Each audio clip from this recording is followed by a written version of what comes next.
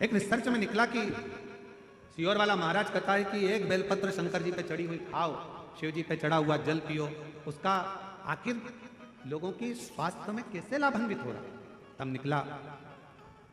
एक anti oxidant उस बेलपत्र के अंतर्गत होता है जो बीमारी को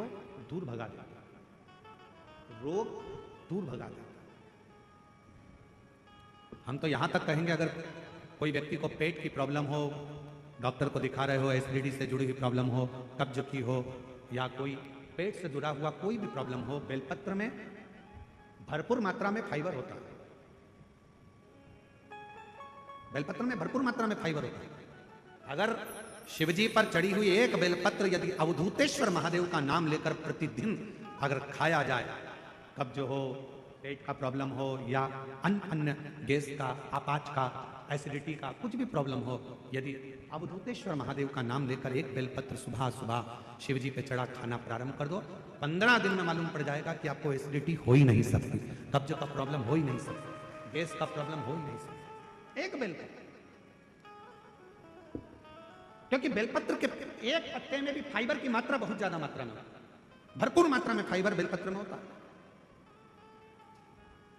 क्या है बेलपत्र?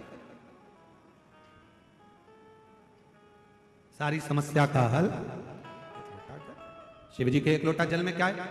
कई रिसर्च सेंटरों में रिसर्च चला कि शंकर भगवान पर जल चढ़ाकर पीने का, उस आचमन का, शिवजी पे चढ़े हुए जल को अपने शरीर पर लगाने का, शंकर पर चढ़ा हुआ जल अपने घर में छींटने का फल क्यों मिल रहा है, लोगों को इतना लाभान्वित क्यों हो रहा है? तब रिसर्च सेंटरों में निकला कि शंकर भगवान के शिवलिंग पर जब जल चढ़ता है तो वो जल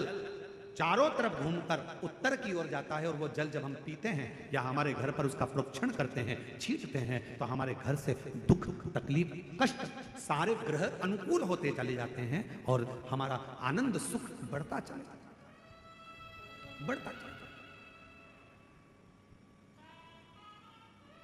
महाराज, नौकरी में उम्र की सीमा होती है, इतनी उम्र वाला ही नौकरी कर सकता है। परीक्षा में समय की सीमा होती है कि इतने समय में ये एग्जाम क्लियर करना है, इतने समय में पेपर देना है।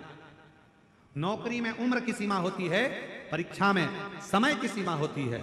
गाड़ी में गति की सीमा होती है कि इससे ज्यादा मत चढ़ाना, ज्यादा तेज चलाओगे तो ऊपर निकल जाओगे। इसलिए नौकरी में उम्र की सीमा है,